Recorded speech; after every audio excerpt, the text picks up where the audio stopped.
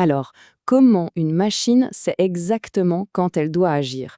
Comment est-ce qu'un simple changement, disons, de température ou de pression, se transforme en une commande super précise?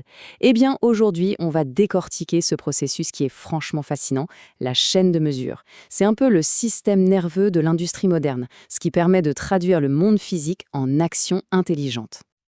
Ok, pour y voir clair, on va suivre le cheminement en 5 grandes étapes.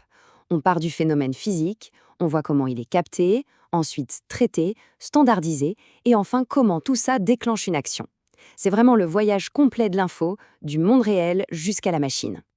Alors, pour que ce soit bien concret, on va partir d'une question toute simple, une question qu'on pourrait se poser dans n'importe quelle usine.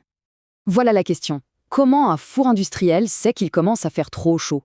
Évidemment, il n'a pas de sensation. La clé, en fait, elle se trouve dans une chaîne de mesure super ingénieuse. C'est une séquence d'événements qui va transformer la chaleur brute en une information qui est, elle, claire et surtout utilisable. Et là voilà, cette fameuse chaîne, dans son ensemble. Alors, tout commence avec le phénomène physique, la chaleur, la pression, peu importe. Puis, un capteur vient convertir ça en un signal électrique brut. Après ça, le conditionneur entre en jeu pour, en gros, nettoyer et mettre en forme ce signal. Ce signal, devenu standard, c'est comme un langage universel que le système d'acquisition peut enfin lire, comprendre et réagir. Chaque maillon, on le voit bien, est absolument crucial pour passer d'une simple donnée brute à une décision intelligente. Ok, allons-y. On attaque par le tout premier maillon, le point de départ de tout, le phénomène physique. Qu'est-ce que la machine essaye de sentir au juste? Ça peut être plein de choses. La température d'un four, par exemple, la pression dans une cuve, le niveau d'un liquide ou même la vitesse d'un tapis roulant. En fait, ce sont toutes ces variables critiques du monde réel que l'industrie doit absolument maîtriser. C'est une question de qualité, de sécurité et bien sûr d'efficacité. Et c'est là qu'intervient le capteur. Franchement, on peut le voir comme les yeux et les oreilles de la machine. Son seul et unique rôle, c'est de voir cette grandeur physique et de la traduire en un premier signal électrique. Mais, attention, à ce stade, le signal est vraiment brut, c'est-à-dire qu'il est souvent très faible, pas très stable et surtout bourré d'interférences. Prenez ces exemples, c'est très parlant. Un thermocouple pour la température, ça va générer quoi? Une tension minuscule, quelques millivolts à peine. Un capteur de pression, lui, va juste faire varier une résistance.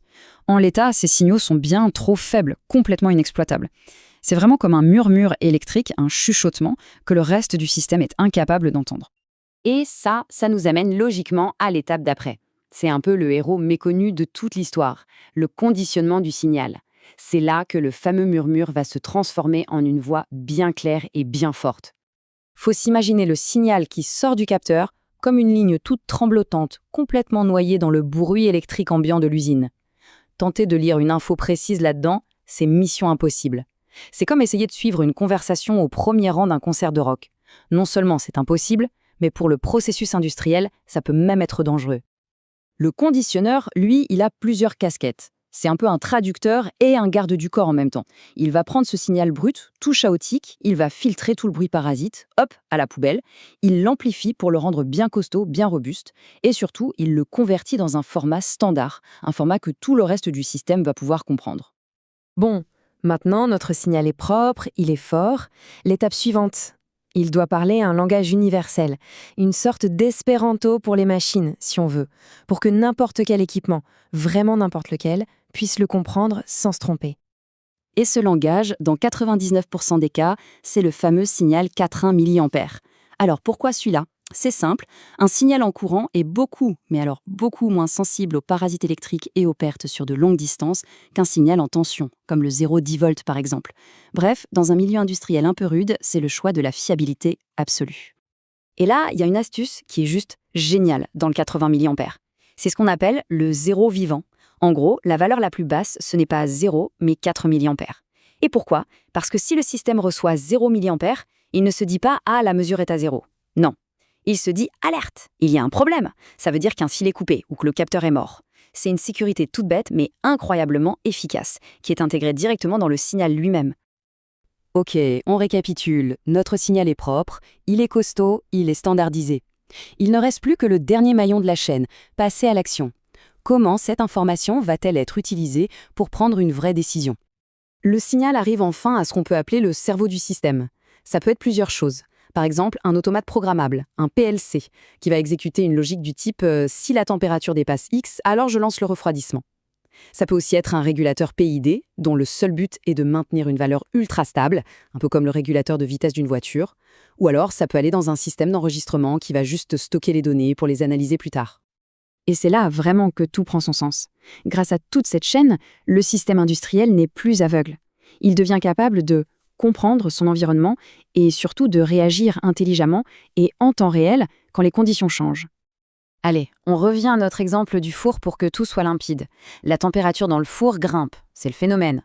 Une sonde, disons une PT100, la mesure, c'est le capteur. Le convertisseur prend cette mesure et la transforme en un signal propre de 420 mA, c'est le conditionnement et la standardisation.